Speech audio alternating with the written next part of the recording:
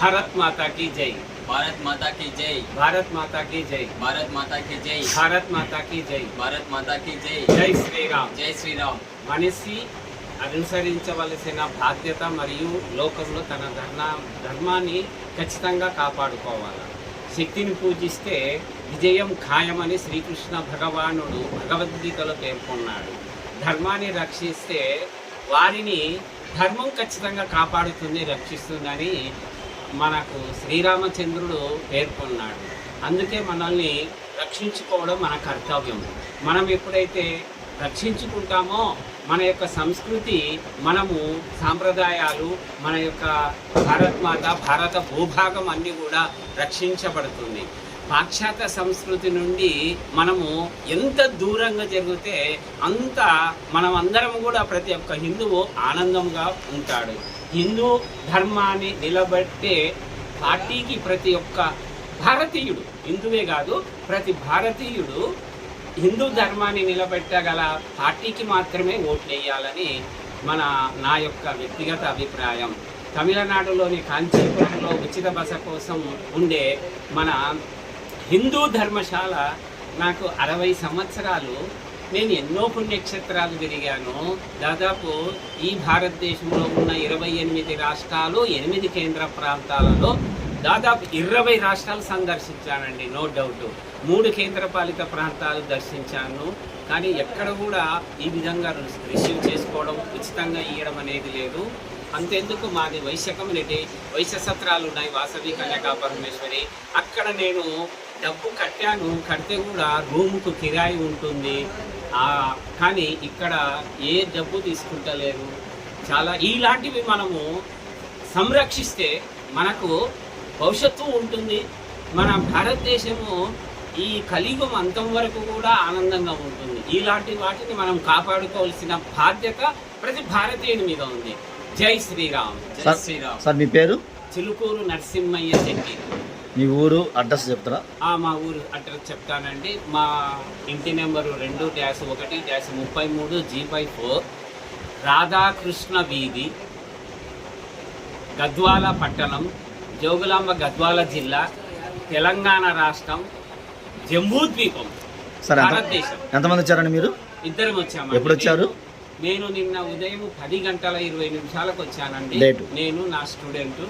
ఇక్కడ కంచి అమ్మవారి దర్శనము, ముఖ్యంగా ఇక్కడ ఉన్న శ్రీ చంద్రశేఖరేంద్ర సరస్వతి విశ్వ మహావిద్యాలయంలో అలైడ్ హెల్త్ సైన్స్లో మా స్టూడెంట్ను అడ్మిషన్ కొరకు వచ్చాము. అడ్మిషన్ అయింది.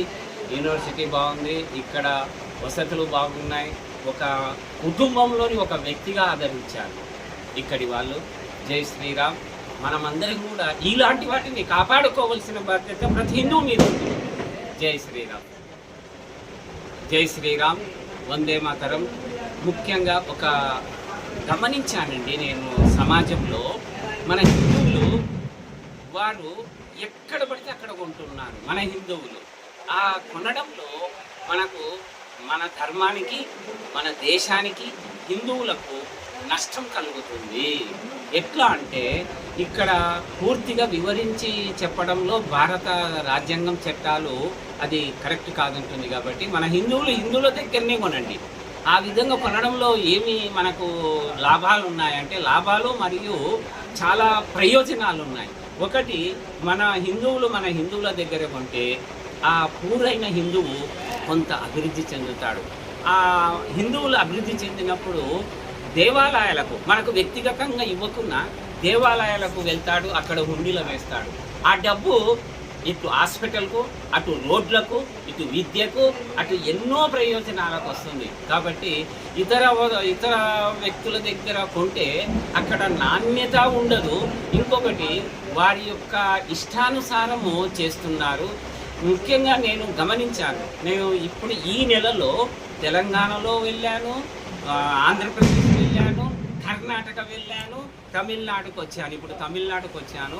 నేను 4 రాష్ట్రాలలో గమనించింది ఏంటంటే, బయటికి సమాజంలో వీధుల్లో వెళ్ళేటప్పుడు మన హిందువులను గమనిస్తాను. మహిళలు ఇవి పట్టించుకోరు, కవర్లు ఎక్కువగా వాడుతుంటారు మహిళలు. మరియు ఎక్కడంటే అక్కడ కొంటుంటారు.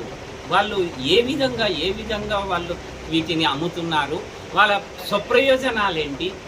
ఒక్క మాటలో చెప్పాలంటే ఇతర వ్యక్తుల దగ్గర కొంటే అది ఉగ్రవాదానికి పోయి బాంబు బ్లాస్టుల వరకు పోతున్నాయి. మహిళలు క్షమించండి, నేను ఉన్నది చెప్తున్నాను.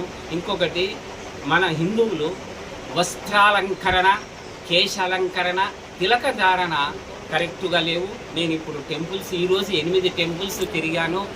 కొందరు మన హిందువులే ఈ హ్యాండ్స్కు తీయకుండా వచ్చారు. మన అమ్మాయిలు, నేను ఒక 2 అమ్మాయిలకు కూడా చెప్పాను, అమ్మాయి చున్నీ వేసుకో అంటే అమ్మాయి ఏదో టవల్ కప్పుకున్నది. ఆ అమ్మాయికి నేను థ్యాంక్స్ చెప్తున్నాను, ఎందుకంటే నా మాట విన్నందుకు. అదే దాన్ని ఏమంటారంటే మన వేదంలో ధర్మము అంటారు. ధర్మము అంటే మంచి చేయడం, అధర్మం అంటే చెడు చేయడం. చెడు చేయడం వల్ల హిందువులు, నేను చెప్పేది ఇతర మతస్థుల గురించి నాకు అక్కర్లేదు, హిందువులు అధర్మం చేయడం వల్ల ఏమవుతుందంటే మనము కూర్చున్న చెట్టును మనమే నాటుకున్నట్టు అవుతుంది. కాబట్టి చివరికి మన దేశానికి స్వాతంత్ర్యానికి భంగము కూడా కలగవచ్చు. ఈ కలియుగము దాదాపు 4,32,000 సంవత్సరాలు, ఇప్పటికీ 5,125 సంవత్సరాలు కంప్లీట్ అయింది. అంటే దాదాపు 10% కూడా కాలేదండి. మళ్ళీ ఆలోచించండి మాతాజీలు. హిందువులకు చేతులెత్తి నమస్కరిస్తున్నాను. మరొక్కసారి చెప్తున్నాను, వస్త్ర అలంకరణ, కేశ అలంకరణ, తిలక ధారణ ధర్మబద్ధంగా వేదం ఏం చెప్పిందో అది చెయ్యండి. మనమందరం ఆనందంగా ఉంటాం. ఎప్పుడైతే హిందువులందరూ ఆనందంగా ఉంటారో వాళ్ళు ఇతర దేశానికి భిక్ష పెట్టే స్థితిలో ఉంటారు. మనం అడగం, ఇస్తున్నాం. మన భారత ప్రధానమంత్రి కూడా అదే, మనం అందరికీ సేవ చేయాలా, సహాయం చేయాలా. అది ఎప్పుడైతుంది అంటే ఈ 3 మాతాజీలు, ఒక స్త్రీ అధర్మ మార్గమున పోయినప్పుడు 100 మంది పురుషులు అధర్మ మార్గాన పోయినట్టు చూడండి వేదం చెప్పింది. ఒక్క స్త్రీ, కాబట్టి ఒక్క స్త్రీ ధర్మ మార్గం పోతే 100 మంది ధర్మ మార్గంలో వస్తారు. అప్పుడు భారతదేశం విశ్వగురు స్థానంలోకి వెళ్ళి ఈ ప్రపంచంలో ఎక్కడా యుద్ధం అనేది ఉండదు.